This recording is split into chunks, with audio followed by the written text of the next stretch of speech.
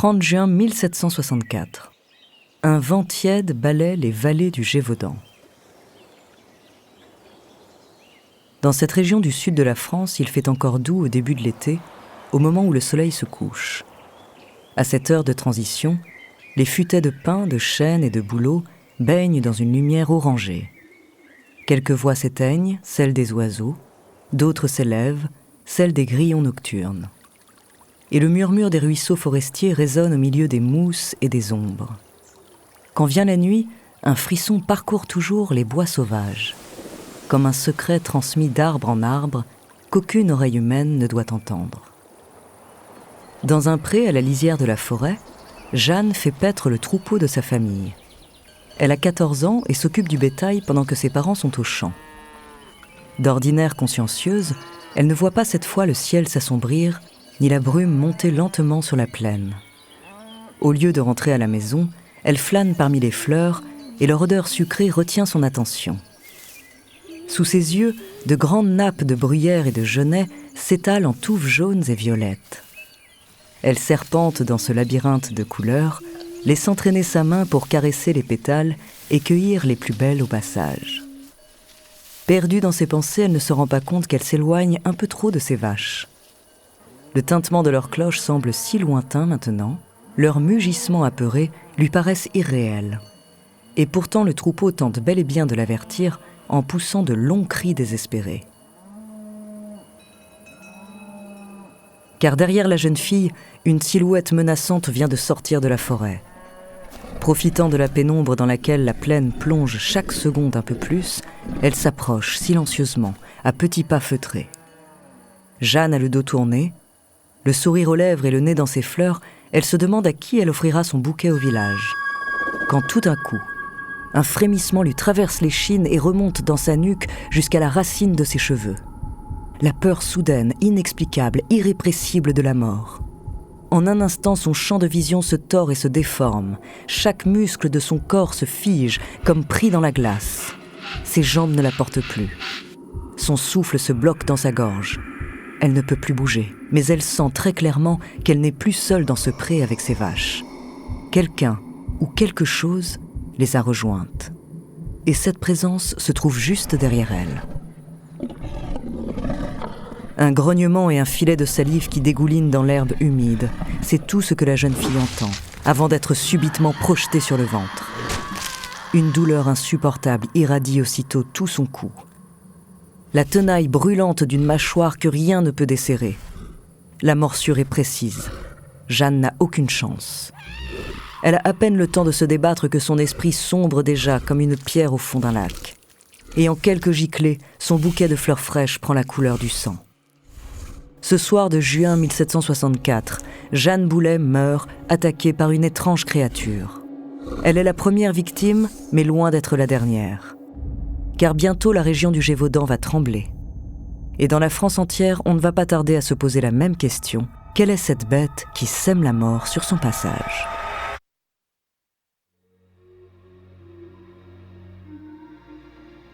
Bonjour, je suis André Abrusque, bienvenue dans Les Fabuleux Destins. En 4 épisodes, je vais vous raconter l'histoire d'une étrange créature qui a terrifié la France du XVIIIe siècle. Aussi cruel qu'insaisissable, ce monstre, qu'on croyait envoyé sur Terre par le diable en personne, a laissé derrière lui de nombreux cadavres. Son nom, la bête du Gévaudan. De ses premières victimes aux grandes chasses organisées pour la tuer, découvrez la première partie de son mystérieux destin.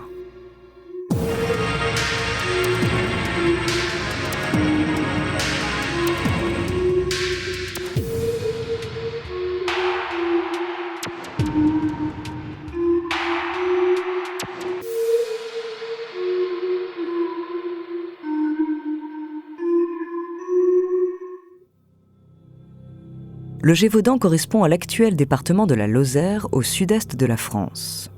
C'est un territoire rural, hostile, aux forêts denses et au relief montagneux. Sous l'Ancien Régime, dans les années 1760, ses habitants sont pauvres. Ils vivent principalement de l'élevage et des fruits de leurs récoltes. À cette époque-là, c'est l'une des régions les plus violentes du pays. La vengeance personnelle se pratique, elle fait partie du code d'honneur de tout homme du coin qui se respecte. Et puis les vols, viols et meurtres y sont nombreux dans les villages ou sur les sentiers de campagne. Dans le Gévaudan, on vit de peu et on reste sur ses gardes. Alors quand on retrouve le corps mutilé de Jeanne Boulet au début de l'été 1764, personne n'y prête vraiment attention. Certes, les marques dans son cou sont étranges, on croirait la morsure d'un animal, mais lequel ? Dans ces contrées, il n'y a rien qui puisse inquiéter l'être humain, pas même les nombreux loups qui rôdent dans les forêts environnantes. Les loups ont peur des hommes, surtout depuis qu'on les chasse.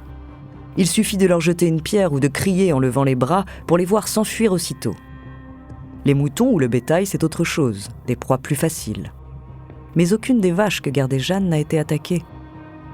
En réalité, le mystère entourant la mort de la jeune fille n'intéresse pas grand monde. Début juillet, on l'enterre modestement et on passe à autre chose. Seulement quelques semaines plus tard, les habitants du Gévaudan entendent parler d'une autre victime. Une jeune fille, elle aussi âgée de 14 ans, retrouvée déchiquetée non loin du pré où Jeanne est morte. Et puis une autre dans une forêt à la fin du mois d'août. Et d'autres encore, début septembre. Des enfants, des jeunes femmes, les habits déchirés parfois et la nuque ouverte en deux. Cette fois, les meurtres ne passent pas inaperçus. À l'église, le prêtre met en garde. Les péchés sont toujours suivis d'une punition. C'est la main de Dieu qui s'abat sur les brebis égarées. Et dans les chaumières, une étrange rumeur commence à naître. Une créature infernale rôde dans le Gévaudan, une créature que l'on appelle désormais la bête.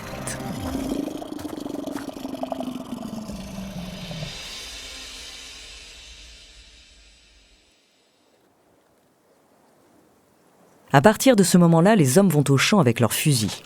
Les femmes et les enfants gardent les troupeaux armés de lances et de bâtons. Mais malgré la prudence croissante de la population du Gévaudan, les massacres continuent tout au long de l'été. Bergers, vachères et pastoureaux sont retrouvés égorgés, dévorés. Certaines victimes ont le ventre rongé et les entrailles à l'air libre. Chaque mort attise un peu plus la peur et la colère des habitants du Gévaudan. Les rumeurs les plus folles circulent dans la région, et comme un gigantesque incendie, la panique se répand de village en village. Début octobre 1764, l'automne commence à s'installer dans la région. Les chemins de campagne se tapissent de feuilles brunes. Un vent plaintif s'infiltre sous les portes et charrie avec lui l'odeur du bois mouillé et la fraîcheur des premières gelées. Les jours raccourcissent, laissant place à la nuit toujours plus longue et aux craintes qu'elle inspire. Là, au nord-ouest de la région, dans une petite chaumière, un enfant lutte contre la fièvre. À son chevet, sa mère veille sur lui et remet de temps à autre une bûche dans la cheminée.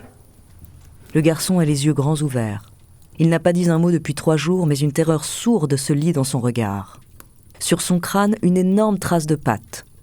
Des griffes ont lacéré sa chair, emportant une partie de ses cheveux et de la peau de son front. Aucun doute, il a été attaqué par la bête. Sauf que cette fois, l'enfant a survécu. Et dans un sursaut, il se redresse soudain dans son lit. Ce n'est pas un loup, c'est plus grand, beaucoup plus grand. Elle avait le poil roux, une raie noire sur le dos, blanche sur le ventre, le museau allongé, la queue très longue et touffue, et sa gueule était énorme. Après avoir parlé, le garçon plonge dans un sommeil profond. Mais sa mère a tout entendu. Elle a gravé chacun de ces mots dans sa mémoire. Et dès le lendemain matin, elle court avertir l'intendant du Gévaudan. C'est la première fois qu'une description de la bête est faite. Avec ça, il sera facile de l'identifier. Mieux encore, de la tuer. Après une dizaine de victimes, ce témoignage est le coup de fouet dont avaient besoin les autorités locales. Et dès le départ, on voit les choses en grand. La mission est confiée à Jean-Baptiste Duhamel, capitaine aide-major de l'armée à la tête d'un régiment stationnant dans la région. L'homme est intelligent, c'est un soldat coriace et expérimenté qui veut éradiquer ce fléau le plus vite possible. Le Gévaudan doit retrouver la paix, il en va de son honneur personnel. En plus de son bataillon de cavalerie, il recrute des milliers de paysans du coin pour prêter main forte lors des battues dans la forêt. Désormais, la chasse est officiellement lancée. Créature des enfers ou simple loup, Duhamel jure d'avoir sa peau. Avec autant d'hommes à ses trousses, la bête ne tardera pas à finir au bout d'une pique. Il s'imagine même empailler sa dépouille pour décorer son salon. Mais les choses ne vont pas tout à fait se passer comme prévu. Car en réalité, l'affaire est sur le point de prendre une toute autre tournure. et le Gévaudan n'a pas fini de compter ses morts. Avant de continuer cet épisode, nous voulions vous remercier pour votre écoute. Si vous voulez continuer de nous soutenir, abonnez-vous à la chaîne Bababam Plus sur Apple Podcast. Cela vous permettra une écoute en avant-première et sans interruption. Ou bien écoutez ce message de notre partenaire sans qui ce podcast ne pourrait exister. On se retrouve tout de suite après. Juillet 1765, le Gévaudan s'éveille d'un cauchemar. Hier encore, 2 garçons ont été tués par la bête. Jean-Charles Denneval, le meilleur louvetier de France, a passé la nuit à la traquer sans relâche. Mais dans l'obscurité, il a perdu sa trace. Le souffle court, l'homme finit de gravir une corniche escarpée. Il serre son bâton de marche dans sa main et ajuste son chapeau. Le soleil est en train de se lever. En Normandie comme en Occitanie, la campagne est toujours aussi belle au matin. Depuis son promontoire, il contemple cette région qu'il arpente depuis maintenant 5 mois. Les plaines, trempées de rosée, vertes et bleues sous les lumières des premières heures du jour, les troupeaux de vaches, petits points roux perdus au milieu des prés. Dans les villages, les maisons de pierraille et leurs tuiles d'ardoise semblent se serrer autour des clochers. Des chemins bordés d'arbres s'en écartent en descendant dans la vallée comme les bras d'une rivière de montagne. Le bois de la Ténazère au loin, la cime des pins sylvestres, les pentes du mont Mouché, Denneval ferme les yeux et l'odeur de la terre qu'on laboure aux aurores remonte jusqu'à lui. Tout paraît si calme. Le Gévaudan, cette province qu'il maudissait avant même d'y avoir mis les pieds, il se surprend tout d'un coup à l'aimer. Et pourtant, sa mission est un échec total. Ses chiens semblent avoir perdu leur flair. Les battus sur un terrain aussi accidenté l'ont épuisé. Lui, le plus grand chasseur de loups du royaume, il n'en a pas tué un seul ici. Et le monstre court toujours, prêt à tuer encore et encore. Bientôt, son fils le rejoint. Il porte une lettre du roi adressée à son père. Son absence de résultat a déçu la couronne et il est rappelé en Normandie. Denneval soupire. Il a fait ce qu'il a pu, mais la bête a eu raison de ses forces, lui aussi. Avant de partir, le regard plein d'amertume, il embrasse une dernière fois ce paysage dont rien ne semble pouvoir perturber la sérénité. Mais au fond de lui, il sait très bien que le sang n'a pas fini de couler en Gévaudan. Comme le capitaine Duhamel avant lui, Denneval tente plusieurs stratégies pour attraper la bête. Pendant 5 mois, il organise des battues dans tout le Gévaudan, essaie de la prendre en embuscade et fait même empoisonner les cadavres des victimes en espérant que le monstre vienne à nouveau les lécher. Mais en vain. À la cour de Louis XV, on s'agace. L'histoire de la bête s'est maintenant répandue dans toute l'Europe et le roi fait l'objet de moqueries de la part de journalistes anglais. Partout, on rit de l'impuissance de la couronne mise en échec par un simple animal. Pour le monarque, c'est extrêmement embarrassant et il est grand temps d'en finir avec cette affaire. Alors en juillet 1765, le roi ordonne à Denneval de quitter le territoire et envoie sur place son propre arquebuse, François-Antoine, membre de sa garde rapprochée. L'homme lui a déjà sauvé la vie à de nombreuses reprises, c'est son garde du corps, pour ainsi dire, et Louis XV lui fait totalement confiance. On lui prête une dizaine de chiens issus des chenils royaux, ainsi qu'une compagnie de tireurs très expérimentés. Au grand mot, les grands remèdes, François-Antoine doit réussir en Gévaudan, il n'a pas le choix. Alors que les meurtres continuent, il balaie les zones les plus touchées par le fléau dans la région. Mais pendant tout l'été, la bête lui échappe jusqu'au 20 septembre.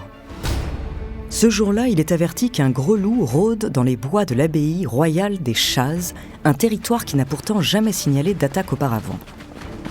François-Antoine s'y rend immédiatement, accompagné de nombreux chasseurs et d'une quarantaine de tireurs. Ils encerclent le domaine, pénètrent dans la forêt et lâchent les limiers. Pendant plusieurs heures, le loup est rabattu par les chiens jusqu'à se retrouver juste en face du porte-arquebuse. François-Antoine saisit sa canardière et tire une première fois. L'animal est touché, mais il se redresse aussitôt et se rue sur lui. L'homme n'a pas le temps de recharger son arme, il dégaine un couteau, prêt pour un corps à corps avec la bête. Quand soudain, un garde-chasse surgit d'un fourré et abat la créature d'un plomb de carabine. L'énorme loup s'effondre, mort. Les jours qui suivent, le cadavre est montré à plusieurs villageois, témoins ou victimes rescapées de la bête. Et la plupart sont formels. Il s'agit bien du monstre qui terrifie la région depuis plus d'1 an. Le loup est ensuite empaillé, puis transporté jusqu'à Versailles et présenté au roi. Désormais, c'est officiel, la bête du Gévaudan est morte. François-Antoine quitte la province avec les honneurs de la cour, l'affaire est close, les journaux arrêtent définitivement d'en parler, et l'automne 1765 passe sans qu'aucune agression suspecte ne soit déclarée. Fin de l'histoire ? Pas tout à fait. Quelques mois plus tard, au début de l'année 1766, les meurtres reprennent exactement comme avant. Une bergère et ses enfants sont éventrés, un garçon vacher mordu au cou succombe à ses blessures, un autre est décapité. Mais cette fois, plus personne ne vient en aide aux Gévaudan. Le roi ne veut plus entendre parler de cette histoire ridicule et de cette créature que son porte-arquebuse a déjà tuée. Les habitants de la région n'ont qu'à se débrouiller eux-mêmes. Alors sur place, on continue les battues sans succès et on prie. L'année 1766 s'écoule, puis l'hiver et le printemps 1767. Et la bête est toujours là. Chaque mois, 1 ou 2 nouvelles victimes, parfois plus encore si le monstre a faim. Il arrive que certains chasseurs l'aperçoivent et lui tirent dessus. Mais la bête finit toujours par se relever et s'enfuir dans la forêt, comme si elle était immunisée contre les balles. Dans les villages, on désespère. Après 3 ans de malheur, faut-il se résoudre à accepter la situation ? Après tout, si c'est vraiment la main de Dieu qui s'abat sur la région, tous les efforts sont inutiles. Le Gévaudan est peut-être tout simplement maudit. Ce discours, Jean Chastel l'entend chaque jour au comptoir de son café. C'est un cabaretier du coin, approchant la soixantaine. Petit, rougeaud, trapu, les sourcils broussailleux et les joues couvertes d'une épaisse barbe, il pense différemment, lui. Il faut dire qu'il est aussi chasseur à ses heures perdues et loin d'être un mauvais tireur. La bête, on finira bien par la voir, et plutôt qu'on le pense. L'entendent murmurer parfois certains de ses clients. L'homme a une étrange réputation dans la région. Il est assez sanguin, mais toujours bon et sincère. Il a fait de la prison, et pourtant, compétence rare pour l'époque, il sait lire et écrire. On dit de sa mère qu'elle était une sorcière et de lui qu'il aurait hérité de certains pouvoirs magiques. Depuis 3 ans, Chastel participe à quelques battues, mais il observe surtout.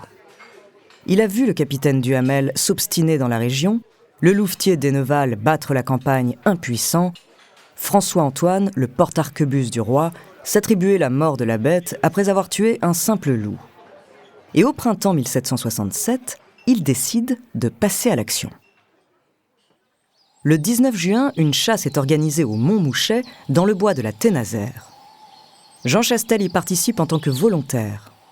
Vers midi, il s'installe sur une grosse pierre à la lisière de la forêt et charge son fusil. 1 balle, 5 chevrotines. Et puis, il attend, au soleil. Autour de lui, la brise fait danser les pâquerettes. L'air est tiède, le ciel est dégagé. Une mésange occupée à construire son nid fait des allers-retours. Et en bordure du sous-bois, un cercle de girolles profite de l'ombre d'un grand chêne. Les heures passent. Chastel finit par fermer les yeux et s'endort en écoutant le chant des cigales. Soudain, un craquement de feuilles le tire de son sommeil. Ça venait de la forêt. Quelque chose a bougé là, dans les broussailles. Par réflexe, sa main se pose sur son fusil.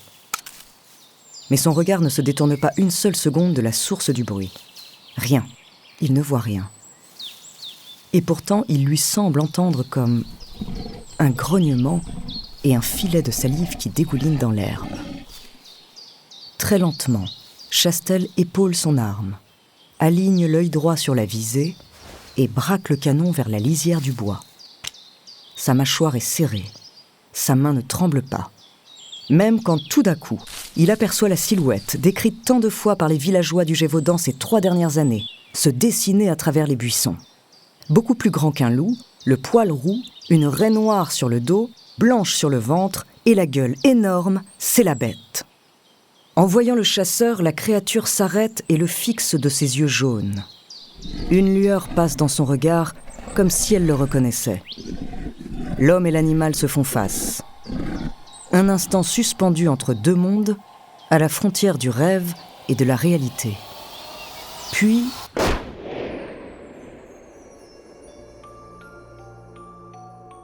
ce coup de feu tiré par Jean Chastel met définitivement fin aux attaques dans le Gévaudan. En 3 ans, la bête a fait près de 90 morts et 150 blessés. Quelques victimes s'en sont sorties en se battant, mais la plupart se sont retrouvées sans défense face à ce monstre sanguinaire. Bien sûr, après cette dernière chasse, le cadavre de la créature a été examiné par les meilleurs spécialistes de l'époque. Et leurs conclusions sont pour le moins étonnantes. En réalité, cette histoire ne se termine pas vraiment en 1767, car il y a beaucoup d'éléments étranges dans cette affaire. Beaucoup de contradictions qui ont nourri les hypothèses les plus folles par la suite. Alors aujourd'hui, 250 ans après les faits, est-ce qu'on sait enfin ce qu'était cette bête qui a terrorisé le Gévaudan ?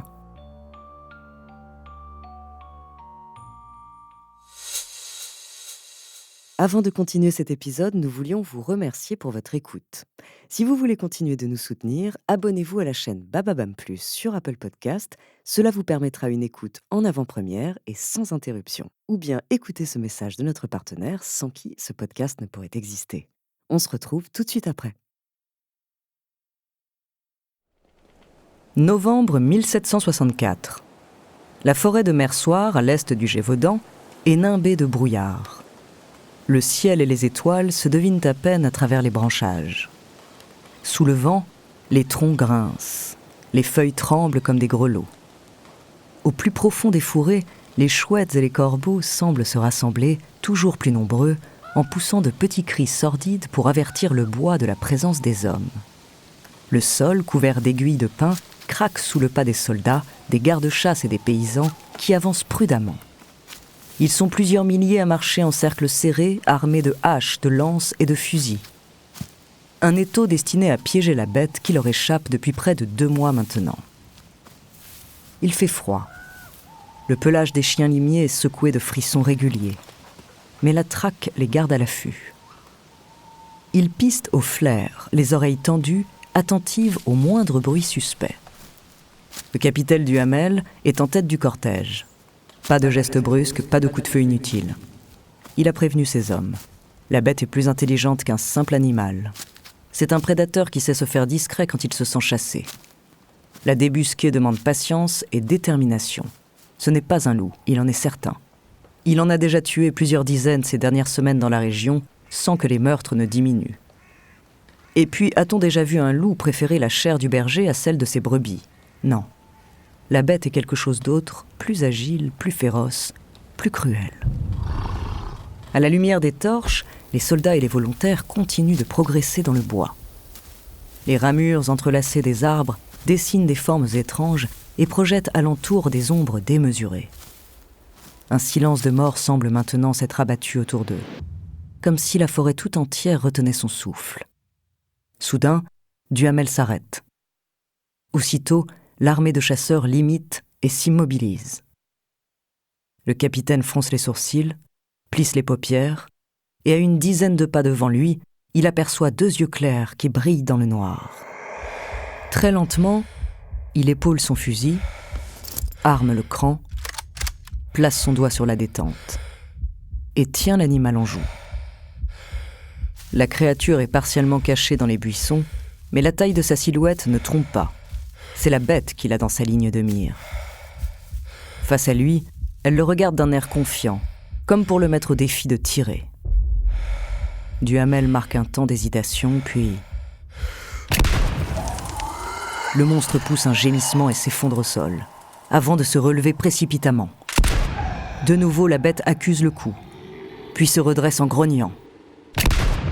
Cette fois, le tir semble l'avoir atteint en plein poitrail. Et pourtant, la créature se cambre et s'enfuit à toute vitesse dans la nuit noire. Ce soir-là, les hommes ont beau lâcher les chiens, passer la forêt de Mersoir et ses environs au peigne fin, ils ne retrouvent pas sa trace. En réalité, c'est la première et dernière fois que Duhamel aura l'occasion de la tuer. Car la bête du Gévaudan est insaisissable. Et plus le nombre de témoignages et de descriptions du monstre augmente, et plus le mystère s'épaissit.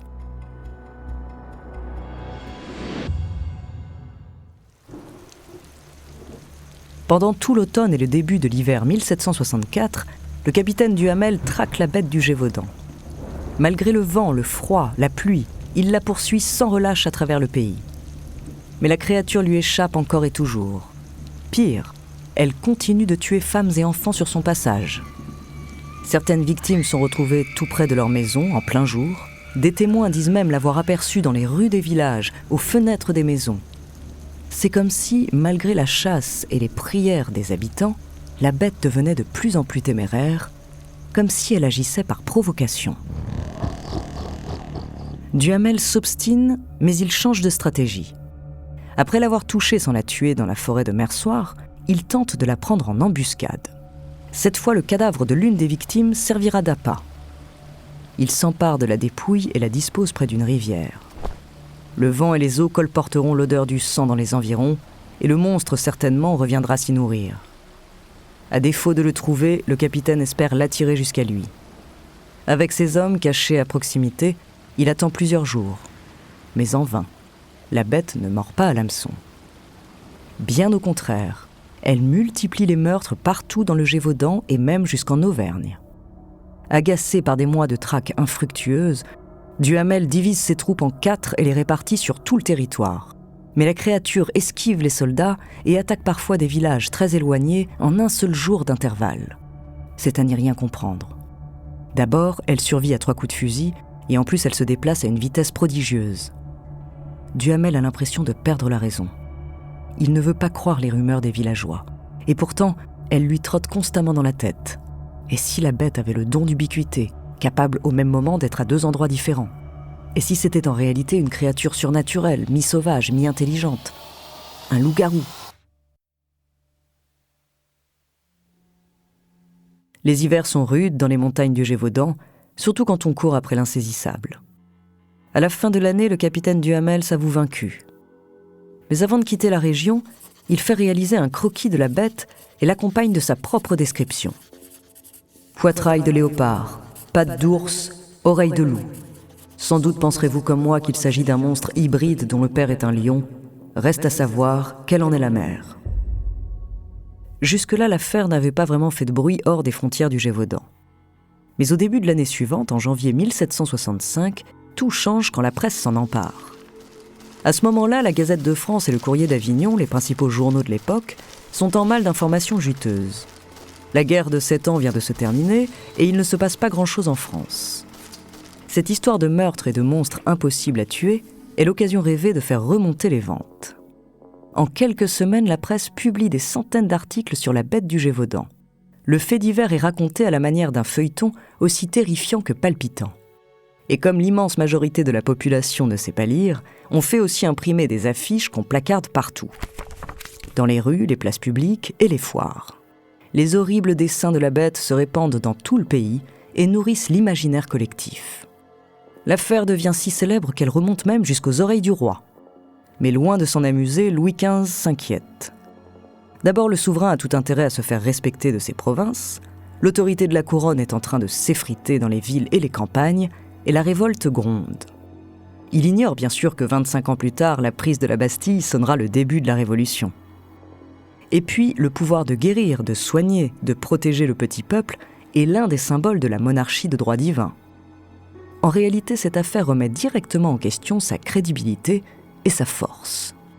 Alors, après l'échec du capitaine Duhamel, le conseiller du roi envoie sur place un homme dont les compétences ne sont plus approuvées. Jean-Charles Denneval, tout simplement le plus grand chasseur de loups de France. Avec plus de 1200 trophées à son tableau de chasse, le louvetier ne plaisante pas du tout quand il s'agit de traquer les bêtes sauvages. Ces dernières années, il a littéralement purgé les forêts de Normandie dont il est originaire.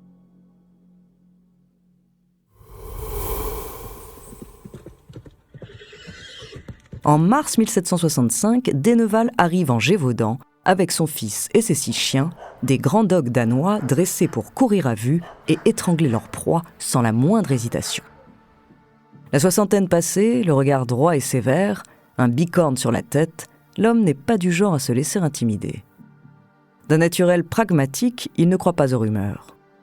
Mais il est vrai que cette province pauvre, reculée, abandonnée de Dieu, ne lui dit rien qui vaille. Il souffle ici un vent mauvais, un parfum de malheur.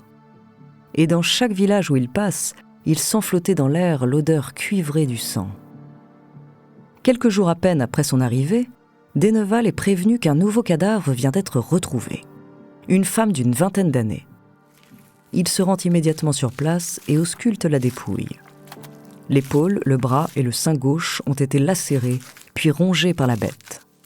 Les marques d'écrous sur la peau, la forme des blessures, tout lui paraît familier et ressemble à une attaque de loup, à un élément près. Il manque la tête de la victime. La femme a été décapitée et l'entaille à la base du cou est parfaite.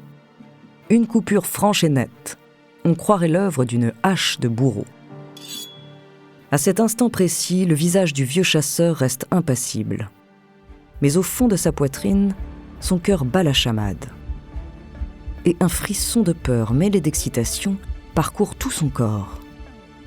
Aucun canidé n'est capable d'un tel prodige, pas même les plus grands fauves d'Afrique dont il a connaissance.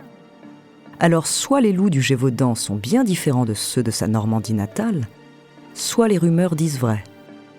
Il règne bel et bien sur ces contrées hostiles une bête qui défie les limites de l'imagination.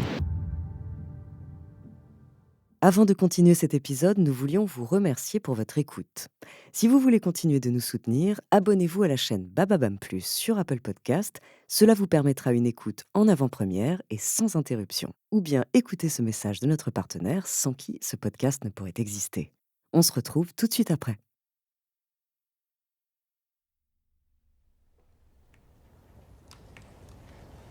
Hiver 1911, 150 ans après les faits. Dans la bibliothèque de l'école de médecine de Montpellier, un homme feuillette quelques ouvrages. À bientôt 50 ans, Paul Pouèche est un gynécologue reconnu. Mais ce soir-là, c'est un tout autre sujet qui retient son attention. Tête coupée, habits déchirés, dépouilles trouvées nues, sexe mutilé. À la lumière d'une lampe à gaz, il tente de déchiffrer les procès-verbaux établis dans l'affaire du Gévaudan. Une vieille histoire, un fait divers sordide impliquant une bête sauvage. Mais à chaque nouvelle description des cadavres, il fronce un peu plus les sourcils. Quelque chose ne colle pas. Les témoins parlent d'une créature proche du loup. Et pourtant, le mode opératoire semble étrange, presque familier. Il est tard, la nuit est tombée depuis longtemps déjà, et la bibliothèque ne va pas tarder à fermer. Mais Paul Pouèche ne voit pas le temps passer. Absorbé dans son travail, il tente de se représenter les forêts du Gévaudan, les villages, les morts. D'ailleurs, la bête avait-elle des proies de prédilection ? Cette nouvelle question pique encore plus sa curiosité. D'un œil avide de réponses, il parcourt la liste des victimes. Quasiment que des femmes et des enfants. Étonnante sélection pour un animal. Le chercheur se sent proche d'une vérité secrète.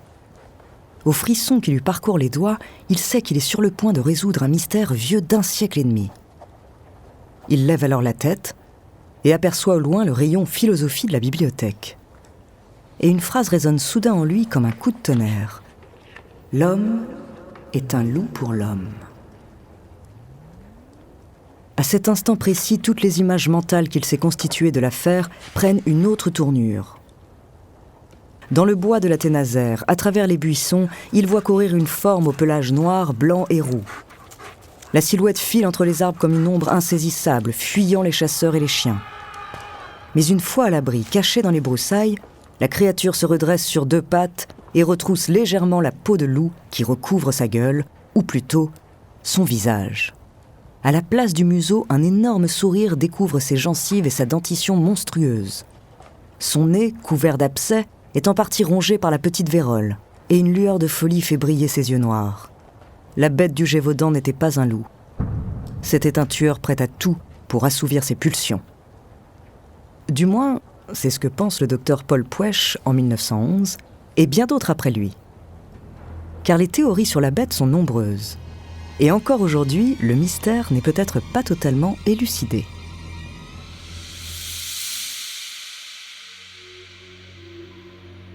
Bonjour, je suis Andrea Brusque, bienvenue dans Les Fabuleux Destins. En 4 épisodes, je vais vous raconter l'histoire d'une étrange créature qui a terrifié la France du XVIIIe siècle. Aussi cruel qu'insaisissable, ce monstre qu'on croyait envoyé sur Terre par le diable en personne a laissé derrière lui de nombreux cadavres. Son nom, la bête du Gévaudan.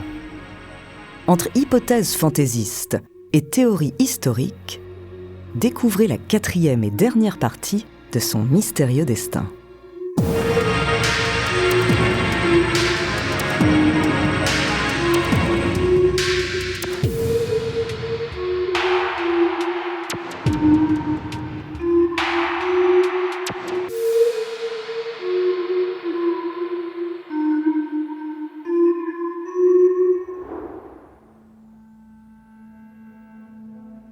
Pendant 150 ans, l'affaire de la bête du Gévaudan reste célèbre en France et marque durablement le grand public. Mais c'est surtout à partir du XXe siècle que des théories plus poussées commencent à être élaborées sur la nature du monstre. En 1911, le docteur Paul Puech est le premier à évoquer l'implication d'un tueur humain. Il fait l'hypothèse qu'un fou sadique couvert d'une peau de bête aurait assassiné femmes et enfants en toute impunité pendant 3 ans. Selon lui, l'intelligence supérieure de la créature et les cibles choisies sont des preuves évidentes. Cette idée a ensuite été reprise par de nombreux romanciers et on a même accusé le comte de Morangiès, un seigneur local de l'époque, d'être le coupable. Militaire déchu, noble frustré et impopulaire dans la région, personnage charmant et raffiné en apparence, cachant au fond de lui une violence inouïe. Morangiès a le profil idéal. Mais cette théorie du tueur en série ne tient pas vraiment la route. D'abord, elle ne repose pas sur des documents d'époque, mais des inventions postérieures, et aucun historien ne la soutient. Ensuite, quand on voit que les victimes étaient très majoritairement des femmes et des enfants, on peut évidemment s'interroger. Mais en réalité, seuls les hommes avaient le droit de porter des fusils. Armés seulement de lances et de bâtons, les femmes et les enfants étaient tout simplement des proies plus vulnérables. Avec l'expérience et quelques tentatives, même un animal aurait parfaitement pu s'en rendre compte et agir en conséquence. Et puis les paysans du XVIIIe siècle avaient beau ne pas savoir lire ni écrire, ils n'étaient pas aveugles pour autant. Il suffit d'imaginer un homme courant à 4 pattes, mettant un enfant de 30 kilos dans sa bouche et pas sous son bras, sous les yeux de sa mère, sans qu'elle puisse faire la différence avec un loup, pour réaliser que cette hypothèse est assez fumeuse. Sans parler des chiens de chasse à ses trousses pouvant atteindre les 70 km/h. Pour les esprits les plus rationnels, cette théorie est un fantasme sans fondement.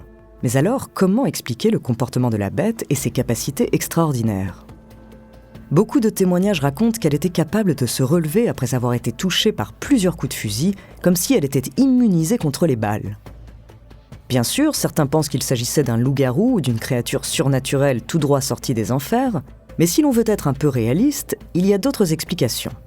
À l'époque, les animaux utilisés pour la guerre portaient des cuirasses en peau de sanglier. Un tel équipement aurait pu rendre la bête invulnérable.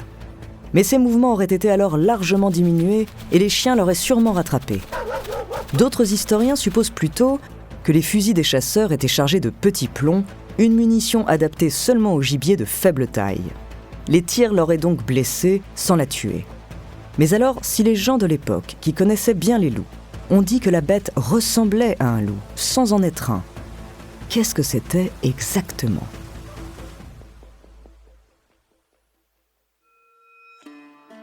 Les loups ont peur des hommes. Ils sont chassés, tués, poursuivis partout. Ils n'attaquent que très rarement les êtres humains.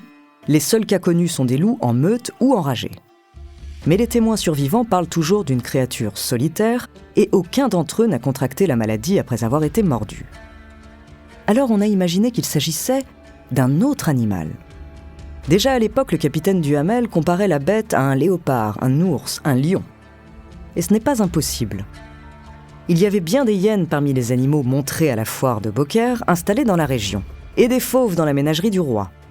L'une de ces créatures aurait pu s'échapper et errer dans les forêts du Gévaudan. Seulement, un détail ramène encore et toujours à l'hypothèse du loup. La bête tuée par Jean Chastel a été auscultée par les meilleurs spécialistes de l'époque. Comme le roi voulait étouffer l'affaire, aucun prélèvement n'a été conservé et très peu de compte-rendu des analyses du corps de l'animal. La dépouille a été enterrée à la hâte parce qu'elle dégageait une terrible odeur, mais le grand naturaliste Buffon, qui par la suite a inspiré Darwin, a eu le temps de l'autopsier. Et la dentition de la créature ne laisse pas de place au doute. Il s'agissait d'un canidé, une famille de mammifères qui comprend entre autres les chiens, les chacals, les renards et les loups. Alors comment expliquer ce paradoxe ?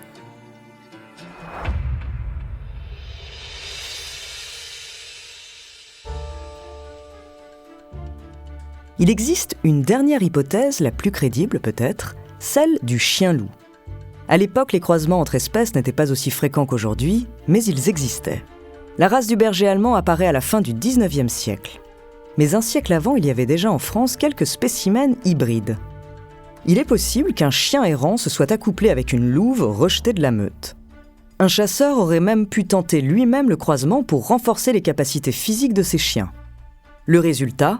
Des chiens loups puissants, entraînés au mordant, plus forts que des chiens et moins craintifs que des loups. Une porte de chenil mal refermée et on connaît la suite. Ça expliquerait aussi pourquoi certains prétendaient que la bête pouvait attaquer au même moment à 2 endroits très différents dans la région. Il n'y avait probablement pas une, mais plusieurs bêtes du Gévaudan. Celle tuée par Jean Chastel était simplement la dernière encore en vie. Le seul élément que cette théorie n'explique pas, c'est les décapitations de certaines victimes. 6 en tout sur les 90 morts imputés à la bête. Sur ce point, l'hypothèse du docteur Puech n'est pas si absurde. Peut-être qu'au milieu de la panique, entre 2 attaques de chiens-loups, un tueur sanguinaire se faisait bel et bien passer pour la créature. On n'aura probablement jamais la réponse à cette question, mais après tout, qui sait ? Parmi toutes les histoires de monstres, celle de la bête du Gévaudan fait figure d'exception. Parce qu'elle est vraie. L'engouement de la presse à cette époque a largement contribué à faire gonfler l'affaire. Mais c'est surtout les multiples théories, fantaisistes ou réalistes, émergées au cours des siècles suivants, qui ont nourri l'imaginaire collectif et troublé la frontière entre les faits historiques et la légende. Aujourd'hui encore, des livres, des films et bien d'autres œuvres continuent de nous emmener dans les montagnes et les sous-bois du Gévaudan et de nous faire trembler à l'approche de la bête.